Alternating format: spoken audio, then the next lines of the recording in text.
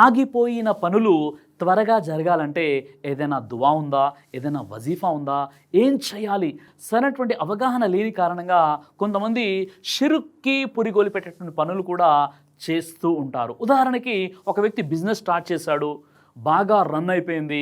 ఆ తర్వాత ఏదో కొన్ని క్లిష్టమైనటువంటి పరిస్థితులు తలెత్తాయి. ఆ తర్వాత అతని కొన్ని బిల్స్ మొత్తం ఆగిపోయినాయి, అతనికి రావాల్సినటువంటి డబ్బులు రావట్లేదు.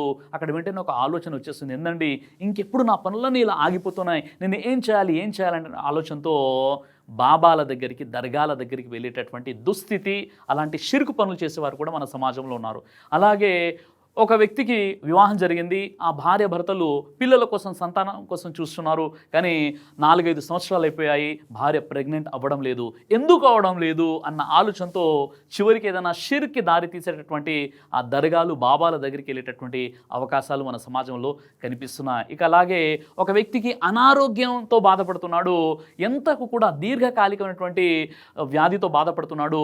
అతని యొక్క వ్యాధి నయం అవ్వట్లేదు, ఫలానా వ్యక్తి దగ్గరికి వెళ్ళిపోతే అక్కడ ఒక తాబీజు వేసుకుంటే నా ఆరోగ్యం బాగుపడుతుందని చెప్పేసి ఈ విధంగా రకరకాలుగా షిర్క్ పనులు చేస్తుంటారు. నాకు ఇంకా జాబ్ ఎందుకు రావట్లేదు, ఇంకా ఎందుకు మాకు పిల్లలు పుట్టట్లేదు, నాకు రావాల్సిన డబ్బులు ఇంకా ఎందుకు రావట్లేదు, మా ఇల్లు ఇంకా ఎందుకు ఇన్కంప్లీట్గా ఉంది, ఎందుకు నేను సమస్యలో ఉన్నాను. ఈ కష్టాల నుండి బయటపడడానికి, నష్టాల నుండి బయటపడడానికి, ఆగిపోయినటువంటి పనులు తొందరగా కావడానికి ఏదైనా మంత్రాలు ఉన్నాయండి, ఏదైనా వజీఫా ఉందా, ఏదైనా దువాలు ఉన్నాయని చాలా వరకు అడుగుతుంటారు. కాబట్టి సోదరులారా, మనం షిర్క్ పనులు కాకుండా ఖురాన్ హదీసుల నుండి ఆగిపోయినటువంటి పనులు త్వరగా అవ్వాలంటే మనం ఏం చేయాలో చెప్పేటట్టు ప్రయత్నం చేస్తాను. తిర్మిజీ హదీస్ నంబర్ 2344. ఎవరికైతే ఎక్కువగా కష్టాలు ఉంటాయో, పనులు సరిగ్గా జరగడం లేదో, చాలా కష్టాల్లో క్లిష్టమైనటువంటి పరిస్థితులు ఉంటారో వారు ఎక్కువగా అస్తగ్ఫిరుల్లా అని చదువుతుండాలి. ఇది అద్భుతమైనటువంటి వచనము. ఎక్కువగా అస్తగ్ఫార్ చదివినట్లయితే దైవం మనకు ఏదైతే కష్టాలు ఉన్నాయో ఆ కష్టాల నుండి గట్టెక్కేటటువంటి ఒక మార్గాన్ని చూపుతాడు. కాబట్టి ఎవరైతే ఇలాంటి స్థితిలో ఉంటారో వారు చేయాల్సినటువంటి సింపుల్ పని ఏంటంటే అస్తగ్ఫిరుల్లా ఎక్కువగా చదవాలి. ఇక అలాగే హస్బీ అల్లాహు అని అమల్ వకీల్ అనేటటువంటి దువా ఏదైతే ఉందో ఈ వచనాన్ని కూడా ఎక్కువగా చదువుతూ ఉండాలి ఎవరైతే కష్టాల్లో ఉంటారో. యా హయ్యూ యా కయ్యూమ్ బిరహ్మతిక అస్తగీస్ అనేటటువంటి ఈ దువా కూడా ఎక్కువగా ఈ వచనాన్ని చదువుతూ ఉండాలి. అయితే ఆగిపోయినటువంటి పనులు త్వరగా అవ్వాలన్నా, కష్టాల నుండి మనం బయటపడాలన్నా దీనికి సంబంధించి ఖురాన్ ఇచ్చేటటువంటి సమాధానం ఏంటంటే, ఖురాన్లో సూరా నెంబర్ 71 ఆయత నెంబర్ 10-12లో మనం చూసినట్లయితే నూహ్ అలైహిస్సలాం తన జాతితో అన్నటువంటి ఈ విషయాలు మనకు కనిపిస్తుంటాయి. క్షమాపణకై మీ ప్రభు అల్లాను వేడుకోండి, ఆయన అమితంగా క్షమించేవాడు, మీపై ధారాళంగా వర్షాన్ని కురిపిస్తాడు, మీ సిరి సంపదల్లో పురోభివృద్ధిని ప్రసాదిస్తాడు, మీకు మగ సంతానాన్ని ప్రసాదిస్తాడు, మీ కొరకు తోటలను ఉత్పన్నం చేస్తాడు, మీ కొరకు కాలువలను ప్రవహింపజేస్తాడు. ఇలా ఈ 5 విషయాలు అనుగ్రహాలు కదా. ఈ అనుగ్రహాలు అల్లాహ్ సుబ్హానహు వ తఆలా మీకు ఇస్తాడు. మీరు గనక అస్తగ్ఫార్ చదివినట్లయితే చేయాల్సినటువంటిది ఏంటి అంటే అస్తగ్ఫిరుల్లా, ఓ అల్లా నన్ను క్షమించు అని మీరు వేడుకున్నట్లయితే 5 అనుగ్రహాలు ఇక్కడ కనిపిస్తున్నాయి. మొట్టమొదటిది ఆయన వర్షాన్ని కురిపిస్తున్నాడు, ఉపాధికి సంబంధించినటువంటి విషయం. రెండో విషయం ఏంటంటే సిరి సంపదలు మీకు ప్రసాదిస్తాడు. మూడో విషయం ఏంటంటే మగ సంతానాన్ని ప్రసాదిస్తాడు. నాలుగో విషయం ఏంటంటే మీకు తోటలను ఉద్భవింపజేస్తాడు. ఐదో విషయం ఏంటంటే కాలువలను ప్రవహింపజేస్తాడు.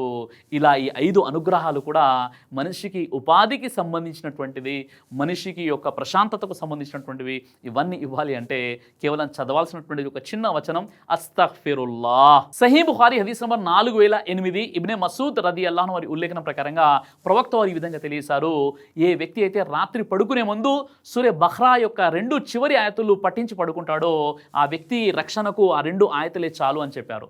ముహద్దీసులు ఈ వాక్యానికి 2 అర్థాలు ఇచ్చారు. ఒకటి ఏంటంటే ఆ వ్యక్తి 2 వాక్యాలు పఠించి కనుక అతడు పడుకొని రాత్రి నిద్రావస్థలో అతడు చనిపోయినట్లయితే అతని మగ్ఫిరత్ జరుగుతుంది. మరి నిద్రావస్థలో చనిపోవడం ఏంటి అంటే సూరే జుమర్ సూర 39 ఆయత 42ను మనం పరిశీలించినట్లయితే అల్లాహే మీ ఆత్మలను వాటి మరణ సమయంలో స్వాధీనపరుచుకుంటున్నాడు, ఇంకా మరణం రాని వారి ఆత్మలను నిద్రావస్థలో ఉన్నప్పుడు వశపరుచుకుంటున్నాడు పెట్టుకుంటున్నాడు. ఎవరి మరణమైతే ఖరారు అవుతుందో వారి ఆత్మలను ఆపి పెట్టుకుంటున్నాడు. ఎవరికైతే ఇంకా జీవితం ఉందో వారి ఆత్మలను కొంత సమయం వరకు పంపించి వేస్తున్నాడు. అంటే ప్రతి వ్యక్తి యొక్క ఆత్మ నిద్రావస్థలో ఉన్నప్పుడు అల్లా సుబ్హానహు వ తఆలా వశపరుచుకుంటాడు, స్వాధీనం చేసుకుంటాడు.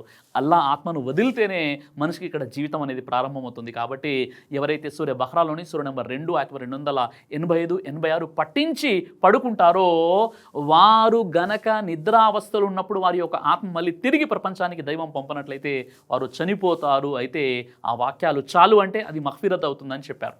రెండవ అర్థం హాఫిజ్ ఇబ్నే ఖయ్యీం చెప్పిన విషయం ఏంటంటే ఎవరైతే సూర్య బహ్రాలోని సూర్య నెంబర్ 2 ఆయత 285, 86 పఠిస్తారో వారికి ఆటంకంగా ఉన్నటువంటి పనులు ఏవైతే ఉన్నాయో అవి వారి యొక్క కష్టాలు ఏవైతే ఉన్నాయో అవి దూరమైపోతాయి.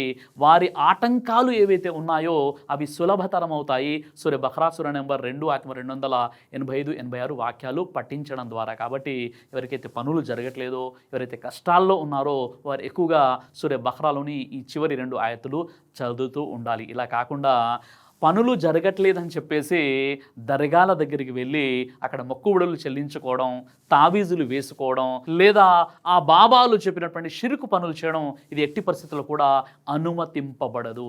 ఇక అదేవిధంగా ఆగిపోయినటువంటి పనులు త్వరగా జరగాలంటే ఒక దువా, అద్భుతమైనటువంటి దువా తెలియచేయడం జరిగింది. ఇబ్నే హిబ్బాన్లో ఉన్నటువంటి దువా ఇది. ఈ దువా మీరు కంఠస్థం చేసుకోండి. స్క్రీన్పై కూడా ఇవ్వడం జరుగుతుంది.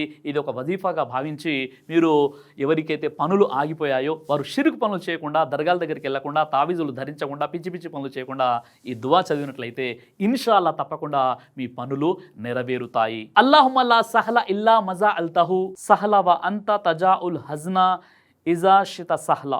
ఓ అల్లా, ఏదైనా నువ్వు సులభతరం చేస్తే తప్ప అది సులభతరం కాదు, కాబట్టి నా ఈ పని కూడా నువ్వు సులభతరం చెయ్యి అని ఈ దువా యొక్క అర్థం. కాబట్టి ఎవరికైతే పనులు త్వరగా అవ్వట్లేదో, ఆగిపోయాయో, కష్టాల్లో ఉన్నారో వారు ఈ దువా చదువుకుంటే ఇన్షాల్లా ఆగిపోయినటువంటి పనులు నెరవేరుతాయి, ముందుకు కొనసాగుతాయి, ఆ పనులు అవుతాయి. ఇలా కాకుండా బాబాల దగ్గరికి, దర్గాల దగ్గరికి, ముర్షద్ల దగ్గరికి, పీర్ల దగ్గరికి, వలీల దగ్గరికి వెళ్ళిపోయి మా పనులు జరగాలి అంటే వారి పనులే జరగకుండా మిమ్మల్ని అడుక్కు తినేటటువంటి పరిస్థితి వారిది. అలాంటప్పుడు వారి దగ్గరికి వెళ్ళిపోయి మీరు అడుక్కోవడం ఏంటో ఒకసారి ఆలోచించండి.